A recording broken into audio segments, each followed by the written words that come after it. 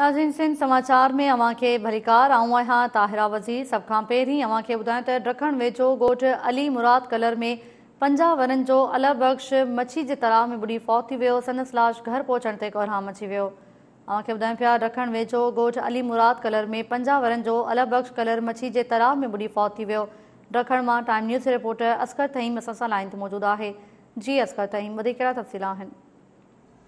जी ताहिरा, ॾखण लॻ नबी शाह वगण थाने जे हद ॻोठ अली मुराद कलर में पीरसन 50 वरनि जो अला बख़्श कलर मच्छी जे तलाउ में ॿुॾी फौत थी वियो आहे। वारसनि संदसि जो लाश 2 कलाकनि खां पोइ हथ करे घर आंदो त संदसि घर में कोराम पइजी वियो। वाक़े बाबति फोती जे वारसनि ॿुधायो त अॼु पीरसन ज़मीन ते भाण विझी तलाउ ते मींहुं विञारे रहियो त ओचितो हू ॿुॾी फौत थी वियो आहे, जंहिंजो लाश 2 कलाकनि बैदि ॻोल्हे हथु कयो आहे। फोती पीरसन खे ॻोठ जे अबाणे क़ब्रिस्तान में मिटी में हवाले कयो आहे। जी महिरबानी अवां जी असगर तहीम तफ़सील ॾियण लाइ। सामारो वेझो गुलाम हैदर कपरी में ज़हरीली लस्सी वापराइण सबबि हिक कुटुंब जा 8 घर भाती बेहोश थी विया, जिन खे गणती जोगी हालत में अस्पताल दाख़िल कयो वियो आहे।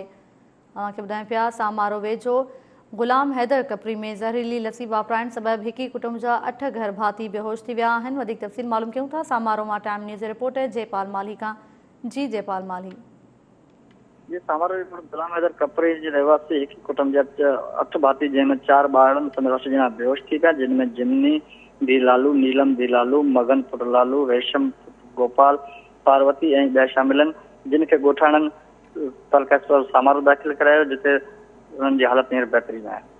जी महिरबानी मुंहिंजी जयपाल माली तफ़सील ॾियण लाइ। औरंग घोटकी पुलिस ज़िले जे मुख़्तलिफ़ इलाक़नि में कार्रवाइयूं कंदे 115 शकी माण्हुनि खे पकिड़े वरितो। पुलिस कार्रवाइनि दौरान 17 इश्तिहारी 29 रुपोश जवाबदारनि खे बि गिरफ़्तार करण जी दावा कई आहे, जिन वटां हथियार बि हथ कया विया आहिनि।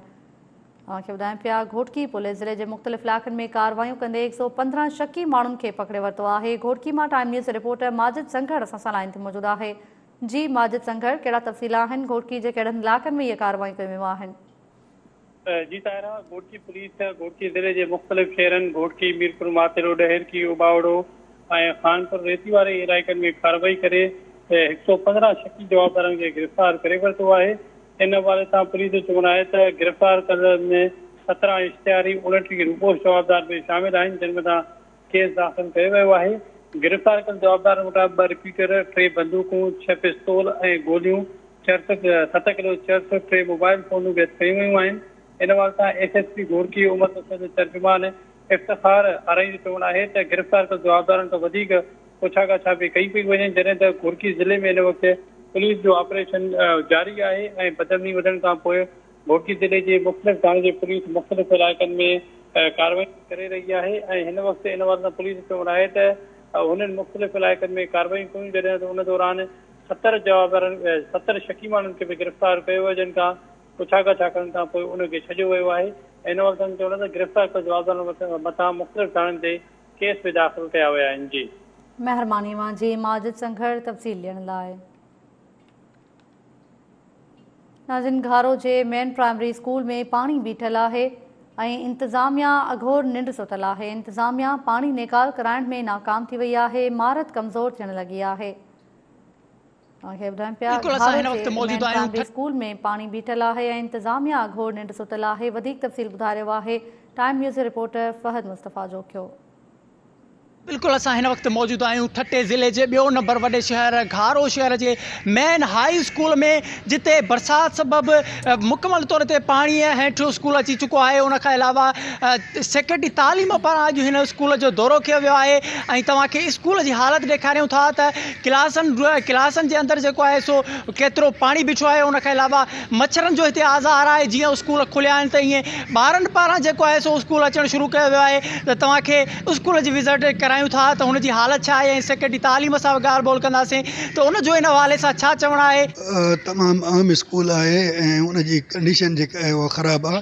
मां सब ऑफिसर आहिनि, असिस्टेंट कमिश्नर आहे, जंहिं वटि चार्ज बि आहे। एडमिनिस्ट्रेटर हितां जे टाउन कमेटी या म्यूनसिपल कमेटी जेका आहे हुनजी चार्ज बि आहे ऐं हुन ॿुधायो आहे त अॻ में पाणी कढण जी कोशिशि कई आहे, कढियो बि आहे, लेकिन कॾहिं जेका साम्हूं ॾंड आहे उन मां वरी पाणी अचे थो वञे ऐं हेठां लो लाइन जे लाइ को आहे। त इनखे प्ले ग्राउंड खे बि जेको आहे न ठीकु कराइणु घुरिजे, हिते को मटी विझणु घुरिजे ऐं हिते बि मटी विझणु घुरिजे त जीअं जेको आहे हिन जो मुस्तक़िल हल थी सघे। पर मूंखे लॻे थो घटि में घटि 1000-1500 डंपर जेका आहे उहो हिन जे लाइ मिटी खपे थी। मुंहिंजे साम्हूं हीअ वॉशरूम आहिनि, हिन जी हालत ॾिसी सघो था त हिन जी हालत जेकी आहे सो केतिरी नाज़ुक आहे। हिन में मेन हाई स्कूल आहे ठठे ज़िले जे ॿियो नंबर वॾे शहर घारो जो, जंहिंजी हीअ हालत आहे, जंहिंमें न वॉशरूम आहे, उनखां अलावा हिते पाणी पीअण जी सहूलियत न आहे। जीअं स्कूल खुलिया आहिनि त हीअ जेकी आहे सो हालत आहे वॉशरूमनि जी, तव्हां ॾिसी सघो था। हिते कंहिं बि क़िस्म जी सहूलियत न आहे।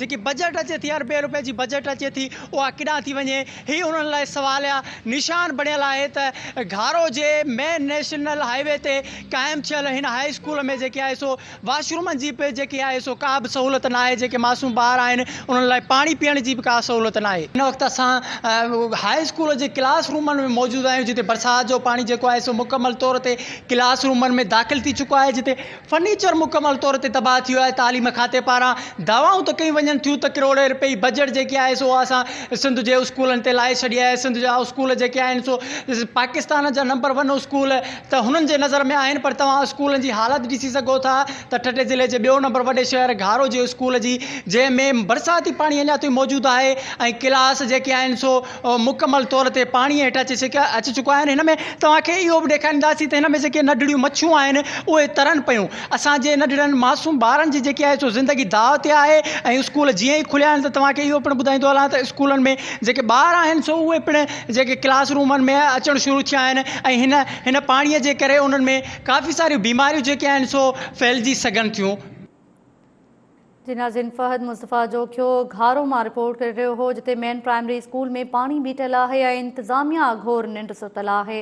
उनखां पोइ अव्हांखे ॿुधायूं त ख़ैरपुर जे सिविल जज मैजिस्ट्रेट गंबट जी अॻवानी में एंटी करप्शन जे सर्किल ऑफिसर जिनसार अली ऐं संदसि टीम पारां सोभो देरो जी टाउन कमेटी जे ऑफिस ते छापो हयो वियो। ख़ैरपुर मां टाइम न्यूज़ जो रिपोर्टर इरफान फुलपोटो असां सां लाइन ते मौजूदु आहे। जी इरफान, कहिड़ा तफ़सील आहिनि?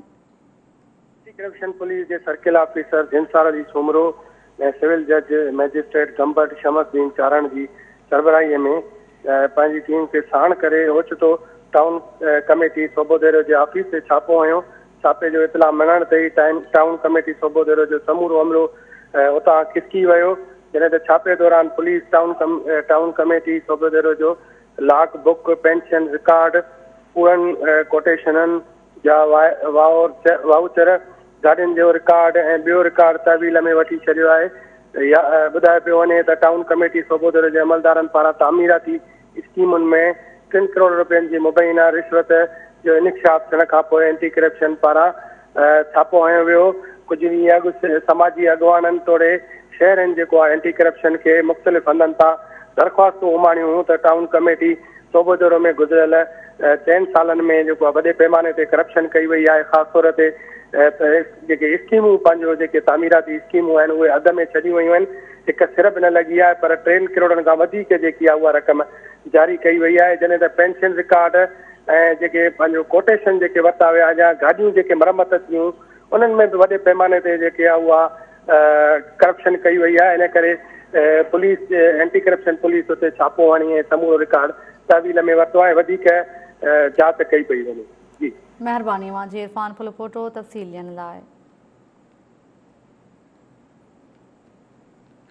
जुरो स्टेशन रोड तां 9 महीना अॻु मुबैना तौर अगवा थी वियल नौजवान उमेर हुसैन जवाबदार जे क़ैद मां भॼी निकितो। पुलिस बासर जवाबदारनि ख़िलाफ़ कार्रवाई करण बदिरां मुतासिर नौजवान खे धिका ॾेई थाणे मां ॿाहिरि कढी छॾियो। अव्हांखे ॿुधायूं पिया नाज़रीन, जुरो स्टेशन रोड तां 9 महीना अॻु मुबैना तौर अगवा थी वियल नौजवान उमेर हुसैन जवाबदार जे क़ैद मां भॼी निकितो ऐं पुलिस बासर जवाबदारनि ख़िलाफ़ कार्रवाई करण बदिरां मुतासिर नौजवान खे धिका ॾेई थाणे मां ॿाहिरि कढी छॾियो। उनखां पोइ अव्हांखे ॿुधायूं मीरपुर माथेलो में घोटकी म्यूनिसिपल मुलाज़िम हनीफ़ कोराई पारां पघारूं न मिलण ख़िलाफ़ मासूम ॿारड़ा विकिरो करण ते मजबूर थी वियो आहे। मुलाज़िम चयो आहे त 3 महीननि खां पघारूं न मिलियूं आहिनि, घर में खाइण लाइ कुझु न आहे, मजबूर थी ॿार विकिरो करे रहियो आहियां। वधीक तफ़सील मालूम कयूं था मीरपुर माथेलो मां टाइम न्यूज़ रिपोर्टर बरकत मीरानी खां। जी बरकत मीरानी। जी, घोटकी म्यूनिसिपल कमेटी जे मुलाज़िम तरफ़ां 3 महीननि खां पघारूं न मिलण ख़िलाफ़ ॿारनि जे विकिरो करण जा बैनर खणी मीरपुर माथेलो शहर में एहतजाज कयो आहे। मीरपुर माथेलो जो रवासी आहे जेको घोटकी म्यूनिसिपल कमेटी में मुलाज़िम आहे, हनीफ़ कोराई उन जेको आहे शहर जे मुख्य चौक ते पघारूं न मिलण खिलाफ़ पंहिंजे 2 मासूम ॿारनि खे साण करे संदसि विकिरो करण जो बैनर खणी एहतजाज कयो। उन मौक़े ते जेको आहे उन ॿारनि खे ख़रीद करण जा होकापुण ॾींदो रहियो। संदसि चवणु हो त 3 महीननि खां घोटकी म्यूनिसिपल कमेटी जो CMO नादर अमरोटी जेको आहे उन पघारूं बंदि करे छॾियूं आहिनि, जंहिंजे करे घर में खाइण लाइ कुझु बि न आहे घर बाती ऐं मासूम ॿार जेके आहिनि उहे साका कशी ते मजबूर आहिनि। उन चयो त ॿारनि खे विकिरो करण लाइ मजबूर थी पियो आहियां। उन मुतालबो कयो त जेके उन्हनि जूं 3 महीननि जूं रुकियल पघारूं आहिनि उहे जल्द जारी कयूं वञनि। जी महिरबानी अवां जी बरकत मीरानी तफ़सील ॾियण लाइ। हैदराबाद जे तिलक चाड़ी वारे इलाइक़े में मुबैना तौर बाहि ॾेई साड़ींदड़ औरत वारे मामले जे हवाले सां अव्हांखे ॿुधायूं संदसि वारसनि एहतजाज कयो आहे। चवणु आहे त आयशा आराई खे साहुरनि तशदुद बाद पेट्रोल हारे बाहि ॾेई साड़ियो। हैदराबाद मां टाइम न्यूज़ रिपोर्टर इम्तियाज़ खोसो असां सां लाइन ते मौजूदु आहे। जी इम्तियाज़ खोसो, कहिड़ा तफ़सील आहिनि?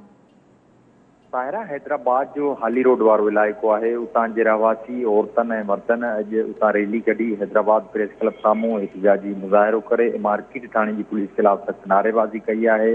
मुज़ाहिरे दौरान मोहम्मद यूसुफ आराई ॿुधायो त उनजी धीउ 35 सालनि जी आयशा ज़ाल रुज़वान आराई खे 10 ॾींहं अॻु उनजा जेके साहुरे जा आहिनि, मुड़ुस आहे, ॾेर, उन्हनि मुबैना तौर ते गॾिजी जेको आहे बाहि ॾेई साड़े हुनखे क़तल करे छॾियो आहे। पर पुलिस ऐं जेके बाअसर माण्हू आहिनि हिन जा साहुरे जा, उहे इन मामले खे आपघात जो रंग ॾेई रहिया आहिनि ऐं इन करे मार्केट थाणे जी पुलिस बि उन वाक़े जो केस दाख़िल करण लाइ तयारु न आहे। मुबैना तौर ते इहे आपघात कंदड़ नारी कराची जी अस्पताल में फोत थी हुई। 10 ॾींहं अॻु जो इहो वाक़ियो आहे। हैदराबाद जे मार्केट थाणे जो इलाइक़ो आहे तिलक चाड़ी, उते घर में जेको आहे पाण मथां घासले टारे बाहि ॾिनी हुई। पुलिस जो चवणु हो त नारी जेको आहे पाण होश में अचण खां पोइ उन्हनि खे आडियो बयान बि ॾिनो हो त उनमें ॿुधायो त उन जेको आहे पाण ॾिनी आहे, उनखे साहुरे जन बाहि न ॾिनी आहे। उन करे पुलिस हिन मामले जो केस नथी दाख़िल करे। हिननि जो चवणु आहे त वारसनि जो चवणु आहे त हू 10 ॾींहंनि खां मुसलसल रोज़ मार्केट थाणे जी पुलिस जा चकर काटे रहिया आहिनि,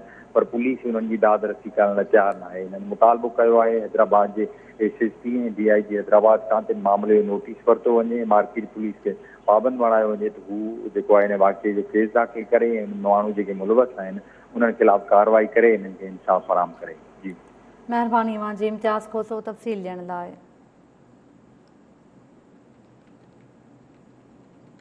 कंडियारो में PP शहीद भुट्टो पारां पब्लिक हेल्थ खाते जे SDO ख़िलाफ़ प्रेस क्लब अॻियां एहतजाजी मुज़ाहिरो कयो वियो। उन मौक़े ते मुज़ाहिरीन चयो त पब्लिक हेल्थ खाते जे कामूरनि जी नाअहली सबबि शहर जे मुख़्तलिफ़ पाणनि मां पाणी निकाल न पियो करायो वञे।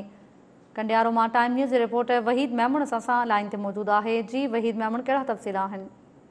बिल्कुलु, कंडियारो में PP शहीद भुट्टो पारां शहर जे मुख़्तलिफ़ मॉलनि में गंदो पाणी पीअण ख़िलाफ़ SDO पब्लिक हेल्थ ख़िलाफ़ नेशनल प्रेस क्लब ॿाहिरां मुज़ाहिरो कयो वियो। मुज़ाहिरनि जी अॻुवाणी ज़फ़र खोसो, उमर दराज़ क़ाइम ख़ानी, मुनीर अबरो, फयाज़ गांगुर ऐं ॿिया करे रहिया हुआ। उन मौक़े ते मुज़ाहिरीन जो चवणो त पब्लिक हेल्थ जे अमलदारनि जी नाअहलीअ सबबि शहर जे मुख़्तलिफ़ मॉलनि में गंदो पाणी बीठल रहे थो ऐं रवासी सख़्तु तकलीफ़ुनि खे मुंहुं ॾेई रहिया आहिनि। गंदो पाणी पीअण करे शहरनि में मच्छरनि जो आज़ार पिणु वधी वियो आहे, जंहिं सबबि बीमारियूं वधी वियूं आहिनि। उन्हनि मुतालबो कयो त शहर मां गंदो पाणी निकाल करायो वञे त ॿी सूरत में एहतिजाज जो दाइरो वधायो वेंदो। जी ताहिरा। महिरबानी अवां जी वहीद मेमन तफ़सील ॾियण लाइ।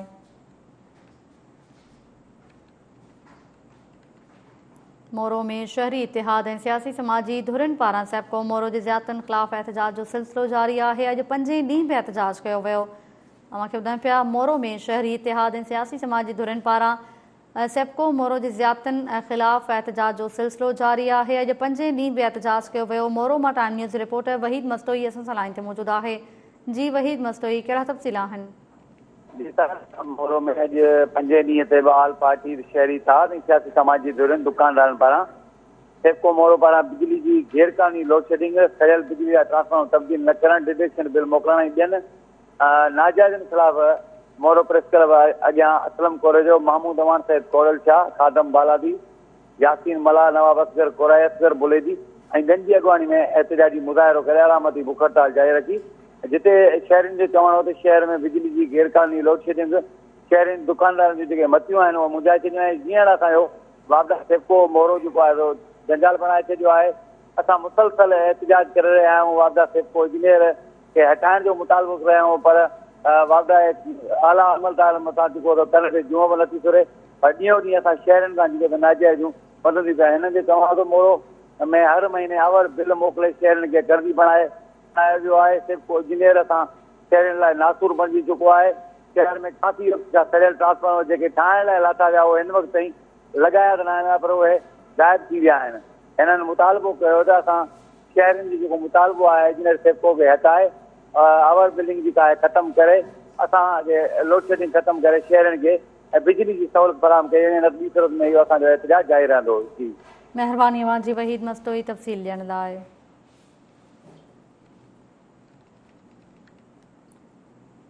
आगे ॿुधायूं नाज़रीन, पीराव भिटशाह जे सैयद नाज़र साईं लाखीणे लतीफ़ जो मेलो SOPs तहत कराइण जो मुतालबो कंदे चयो आहे त लतीफ़ सरकार जो मेलो थियणु घुरिजे, छाकाणि त मेले सां लखे माण्हुनि जो रोज़गार जुड़ियल आहे। सरकार खे अपील कयूं था त SOPs तहत मेलो करायो वञे। अव्हांखे ॿुधायूं पिया नाज़रीन, पीराव भिटशाह सैयद नाज़र साईं लाखीणे लतीफ़ जो मेलो SOPs तहत कराइण जो मुतालबो कंदे चयो आहे त लतीफ़ सरकार जो मेलो थियणु घुरिजे।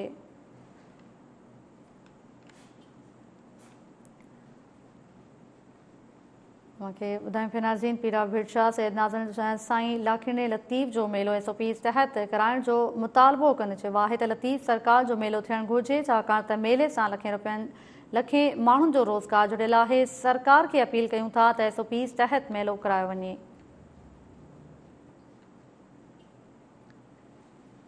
दौलतपुर सफ़न में सिंधु दरिया में चाड़ सबब केतिरा ई ॻोठ पाणी हेठि अची विया आहिनि। मुतासिरनि जो चवणु आहे त पाणी घरनि में दाख़िल थी वियो, इंतज़ामिया का बि मदद नथी करे। वधीक तफ़सील ॿुधाए रहियो आहे पीरल पली। जीअं त असीं पंहिंजे नाज़रनि खे ॿुधाईंदा हलूं त दौलतपुर सफ़न भरिसां सिंधु दरिया में मुसलसिल चाड़ खां पोइ ॻोठ शाह हुसैन बुखारी, ॻोठ सफ़न मला ऐं ॻोठ मौला बख़्श ओठो, ॻोठ पुनहल भट्टी समेत 10 ॻोठनि खां मथे जेके ॻोठ आहिनि उहे बिल्कुलु पाणी हेठि अची विया आहिनि। उतां जा जेके रहवासी इन जेको आहे सो बोर जे पाणी में फाथल आहिनि। अचो त इन सिलसिले में हिते जे ॻोठनि खां पुछूं त उनजो वधीक छा चवणु आहे। ॻोठ शाह हुसैन जा रहाकू आहियूं। असांजो ॻोठ तक़रीबन 150 घर ते मुश्तमिल आहे। जीअं त ॾिसो पिया त हीउ सॼो असांजे ॻोठ खे पाणी वकोड़े वियो आहे ऐं साम्हूं हीअ दरगाह नज़र पए जे ॻोठ शाह हुसैन बुखारी जेका दौलतपुर जे 1.5 मील जे क़रीब कचे में आहे, उनजे लाइ ही टियों तरफ़ असांखे पाणी फिरी वियो। असांखे का बि हिन वक़्तु सहूलियत गवर्नमेंट जे तरफ़ां खां कान्हे का, ऐं असीं पंहिंजी मदद पाण पिया कयूं ऐं वीचारा ग़रीबनि जी लॾ पढ़ाइण लॻी पई आहे। ऐं जेके वीचारा बेह या कुहर खपाईंदड़ हुआ उहे पंहिंजे बचनि जे रोज़गार जे लिहाज़ खां हुनजी रोज़ी बंदि थी विया। उहे वीचारा वेठा आहिनि घरनि में। सहूलियत कान्हे, न केरु बि कोन अॼु ताईं आयो आहे, न का ॿेड़ी आहे, न को डॉक्टर आयो आहे, का बि सहूलियत कान्हे। असांजा फसल ॿुॾी आहे, न ॿोट ते दरिया असांजे भर में आहे, पर हितां जो कोई बि माना इंतिज़ामिया जो केर बि न आयो आहे हिते। न MP आयो, न MA न आयो आहे, न को अहिड़ो ऑफिसर। असां गुज़ारिश कयूं त असांजे ॻोठ जी मदद कई वञे। हिते जे ॻोठाणनि जूं ॻाल्हियूं ॿुधियूं, हुनजो वधीक चवणु आहे त जेको सिंधु दरिया में मुसलसिल बोर्ड जे सूरत हाल खां पोइ असांजा ॻोठ ऐं असांजा फसल पाणी हेठि अची विया आहिनि। कैमरामैन इमरान अली पली सां गॾु टाइम न्यूज़ रिपोर्टर पीरल पली, दौलतपुर सफ़। नाज़रीन, पीरल पली जी रिपोर्ट मां ॾिठी। उनखां पोइ मूंखे ॿुधायो मीरपुर साखरो तालके जे शहर बहारा में गटरनि जो पाणी कब्रिस्ताननि ऐं घिटियुनि में दाख़िल थियण ख़िलाफ़ क़ौमी अवामी तहरीक ऐं शहरनि पारां क़ौमी शाहरा ते रोड ब्लॉक करे धरणो हयो वियो। वधीक तफ़सील मालूम कयूं था मीरपुर साखरो मां टाइम न्यूज़ रिपोर्टर साहिब ख़ान कलमती खां। जी साहिब ख़ान कलमती, कहिड़ा तफ़सील आहिनि? जी बिल्कुलु, मीरपुर साखरो जो वॾी आबादी रखंदड़ शहर आहे बुहारा, जंहिंमें गटरनि जो जेको पाणी आहे ड्रेनेज निज़ाम नाकारा हुजण जे करे उहो कब्रस्ताननि, गलियुनि, दुकाननि ऐं घरनि में जेको दाख़िल थी वियो आहे। उन हवाले सां क़ौमी अवामी तहरीक जे अॻवाननि तुफ़ैल अहमद दल, शफ़ी मोहम्मद मेमण, हबीबुल्लाह पलीचो जी अॻवानीअ में सवे शहरियुनि जेको main national highway road block करे हिते धरणो हयो ऐं 1 कलाक जो धरणो हुननि हयो। हुननि जो मुतालबो हो त जेको सिस्टम जेको आहे ड्रेनेज जो नाकारा आहे, जंहिंजे करे गटरनि जो जेको गंदो ऐं बदबूदार पाणी आहे उहो जेको शहर जे गलियुनि, दुकाननि, घरनि, थोरे कब्रस्ताननि में काए पियो आहे, जंहिंजे करे बीमारियुनि मुंहुं कढियो आहे। उन सां गॾोगॾु शहर गंदगी जो वर चढ़ियल आहे। उन हवाले सां मुख़्तलिफ़ जेको सियासी समाजी धुरनि जुलूस में एहतजाज में जेको शिरकत कई। मुख्तियाकार मीरपुर साखरो 1 कलाक धरणे लॻण खां पोइ मुज़ाहिरनि सां ॻाल्हियूं करे वो धरणो जेको सो ख़त्म करायो ऐं यकीन दयानी कराई त 3 ॾींहनि जे अंदरि जेके तव्हांजा मामला आहिनि इहे जेको सो मसइला हल कया वेंदा। जी महिरबानी मुंहिंजे साथ ख़ान कलमती तफ़सील ॾियण लाइ।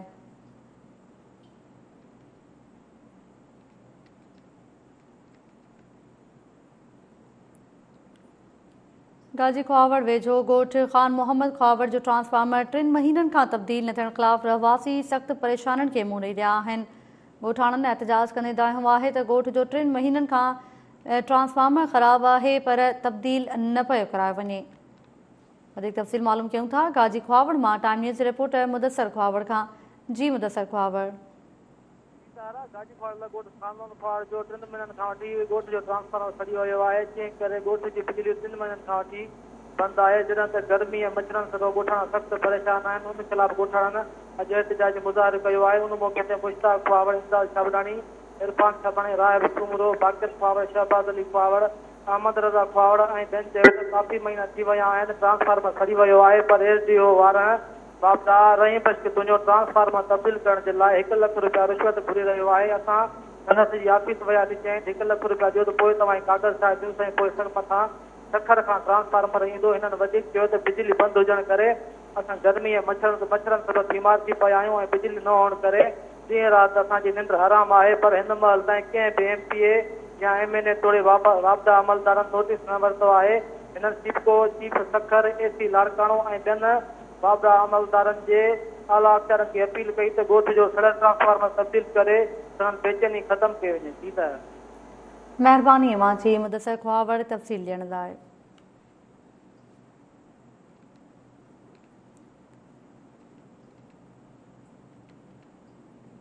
नाज़रीन, डहर में निजी गैस कंपनी पारां मुआवज़ो न मिलण ख़िलाफ़ एहतजाजी मुज़ाहिरो कयो वियो। मुतासिरनि जो चवणु आहे त एहतजाज करण ते असांजे नौजवाननि खे पुलिस खंभे वई आहे।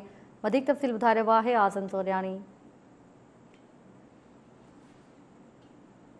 वसीलनि सां त मालामाल ज़िलो आहे, हिते केतिरियूं गैस कंपनियूं बि आहिनि, पर हिते हिन ॻोठाणनि जी, हिन घोटकी वासियुनि जी बदकिस्मती आहे त जॾहिं बि का निजी गैस कंपनी हितां पाइप लाइन जो गुज़र कंदी आहे त हिते जेके ॻोठाणा आहिनि, हिकु त उन्हनि खे ज़मीनुनि जा मुआवज़ा न ॾिना वेंदा आहिनि, ॿिए तरफ़ जेकॾहिं उहे ज़मीननि जे मुआवज़े जी घुर कंदा आहिनि त हिते निजी कंपनियुनि तरफ़ां कुझु बाअसरनि जी मदद हासिलु करे हिन ॻोठाणनि खे ज़बरदस्ती हिसाइण जी कोशिशि कई वेंदी आहे। हिन वक़्तु बि असीं 6 नंबर वारे इलाइक़े में मौजूदु आहियूं, जिथे वॾा पुलिस अटाला बि मौजूदु आहिनि। हिननि जो इहो बि चवणु आहे त असांजे मर्दनि खे, औरतुनि जो चवणु आहे त केतिरा ई जेके नौजवान आहिनि उन्हनि खे पुलिस पारां ज़बरदस्ती खंभियो वियो आहे। हिन वक़्तु ही औरतूं बि सरापा एहतजाज आहिनि ऐं उन्हनि जा जेके मर्द ॻोठाणा आहिनि उहे बि सरापा एहतजाज आहिनि। असीं कोशिशि कंदासीं त हिननि औरतुनि सां बि ॻाल्हि ॿोल कंदासीं ऐं उन्हनि पुलिस ऑफिसरनि सां बि ॻाल्हि ॿोल कंदासीं त आख़िर कहिड़े हुकुमनामे तहत ही पुलिस हिते मौजूदु आहे। असांजा वधीक माण्हू छो ॿधा अथनि? अलाए कहिड़े तरफ़ां ॿधनि, कंहिं चोरी कई आहे मूंखे ॿुधाए न। अलाए पैसा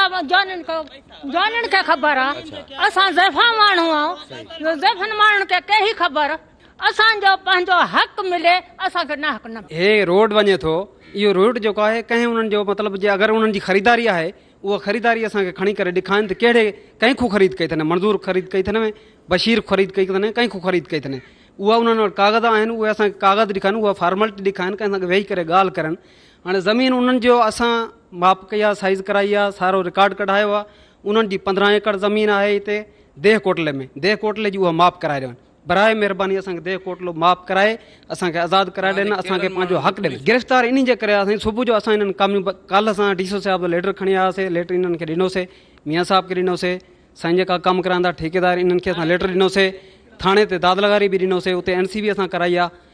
उन जी बजाए जेको आहे हिननि सुबुह जो अची वरी कमु शुरू करे असां एहतजाज सुबुह जो शुरू कयो आहे। इन्हनि पूरे ज़िले जी पुलिस घुराए वरिती आहे, पूरा असांजा माण्हू ॿधाए 20-22 माण्हू उन्हनि खे कुटाए, माण्हू हे असांजा छोकिरा बीठा आहिनि। असांजा मोबाइल छिंजी विया आहिनि, किथे किरी पियो आहे मोबाइल, किथे पुलिस खे असां लेटर ॾेई आया आहियूं। राति न करे थी पुलिस, मुबशर भलको आहे, मियाँ रफ़ीक आहे, मियाँ रफ़ीक असांखे सुबुह उनजी फुकरा जेके अधिकारी न अथनि। असांजे ॿारनि खे धुप ते ज़ैफ़ा औरतूं धुप ते खड़ियूं, पुलिस वारा सभु खटनि ते वेठा आहिनि, छो जो ग़रीब आहिनि, लिगारी आहिनि। तॾहिं जे ॿी काम में हुजनि, SP DSP सभु उते हुजनि, ख़बर पइजी वञे।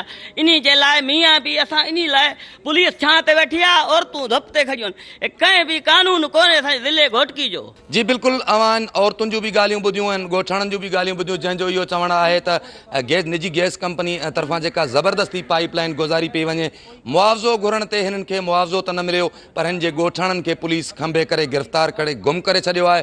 ऐं हिते हिन वक़्तु बि पुलिस अटाला जेके मौजूदु आहिनि, पर ॻोठाणनि जो इहो चवणु आहे त जेसि ताईं असांखे मुआवज़ो न मिलंदो तेसि ताईं सरापा एहजाज रहंदासीं। ॻोठाणनि जो इहो बि चवणु आहे त कुझु इलाइक़े जा बाअसर माण्हू मिली करे असांखे धमकाए रहिया आहिनि, इंसाफ़ फराहम कयो वञे। कैमरामैन वाशूराम सां गॾु आज़म सोहराणी, टाइम न्यूज़ ॾहिरी। आज़म सोहराणी जी रिपोर्ट मां ॾिठी। सिंध समाचार में फ़िलहाल एतिरो ई। अवां ॾिसंदा रहो टाइम न्यूज़।